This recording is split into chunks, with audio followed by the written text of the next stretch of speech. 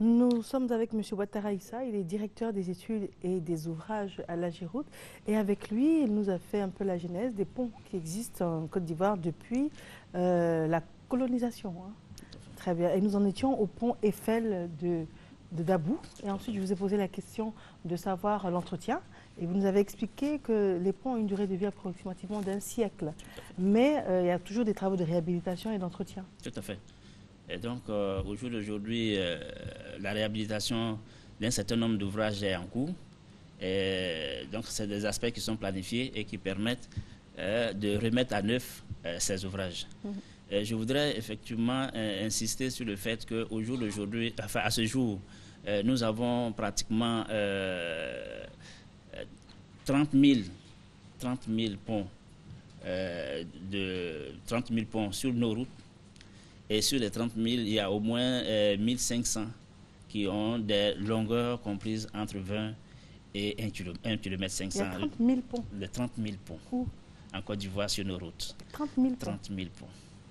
Ah et bon? donc, sur ces éléments-là, sur les 30 000, il y a environ 1500 qui ont effectivement des portées comprises entre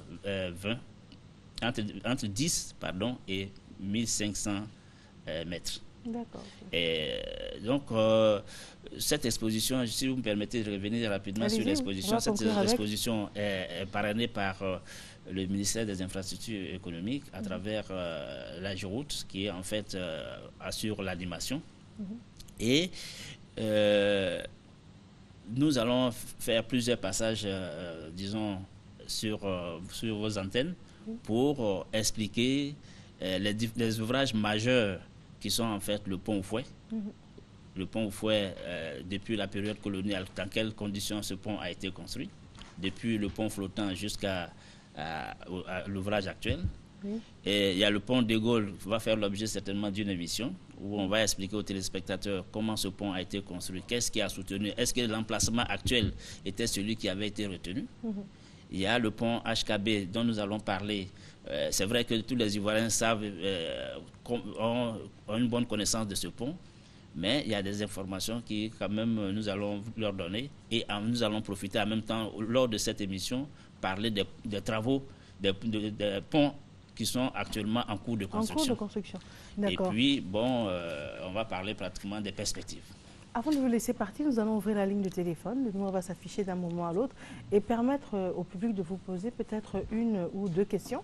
Parce que c'est vrai qu'on a soudainement un regain d'attention et d'intérêt pour les ponts ici en Côte d'Ivoire et on est tous très fiers mais ce sera les autres ponts seront payants également, seront payants comme comme le pont HKB.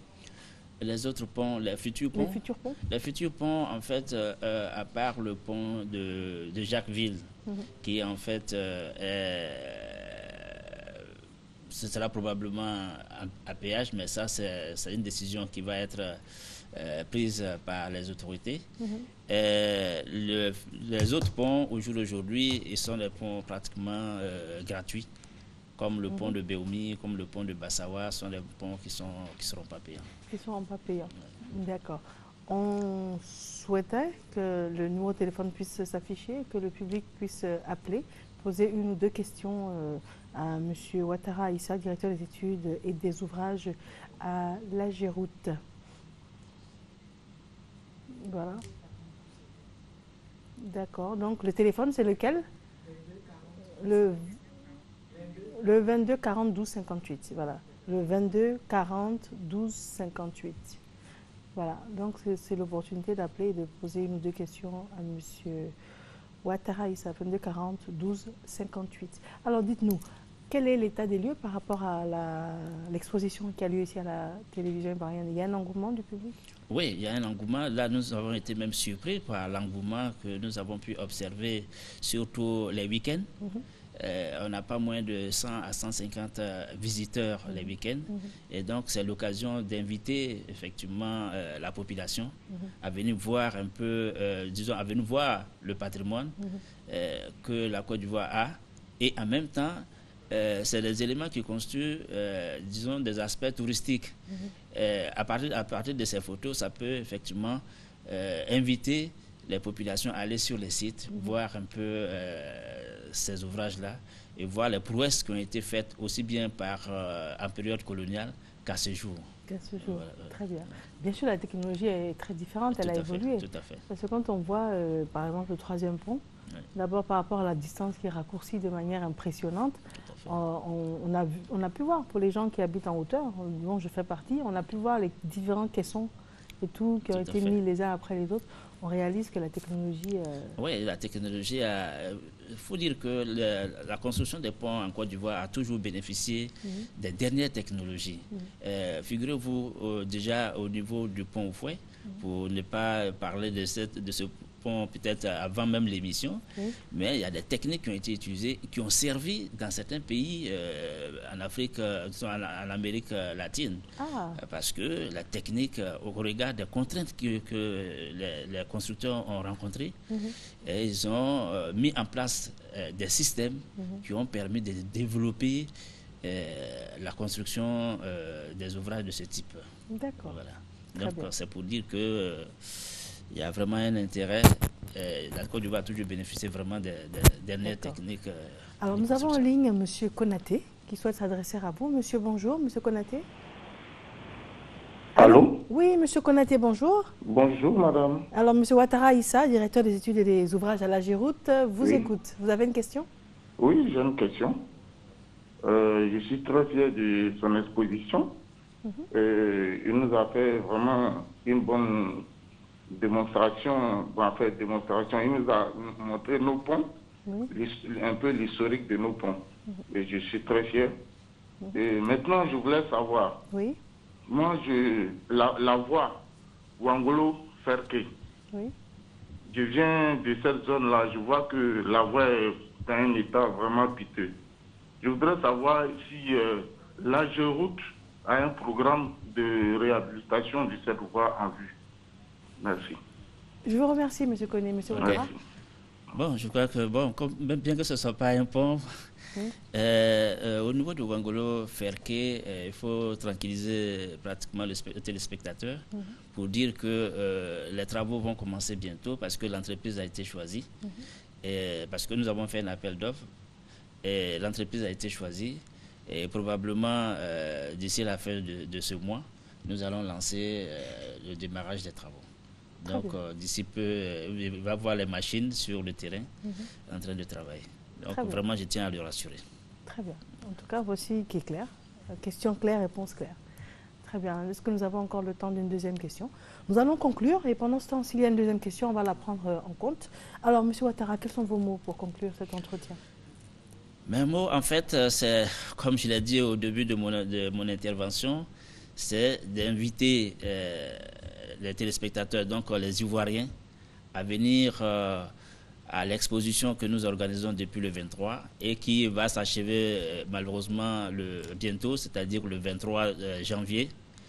Et cette visite va leur permettre de connaître un peu l'histoire des ponts en Côte d'Ivoire, voir un peu quel est le patrimoine de ponts que nous avons et partant, ça peut être leur donner cette envie d'aller sur les sites, voir un peu les ponts et puis savoir que ce pays a effectivement un bon patrimoine d'ouvrages et que nous continuons toujours à développer ce patrimoine-là de sorte que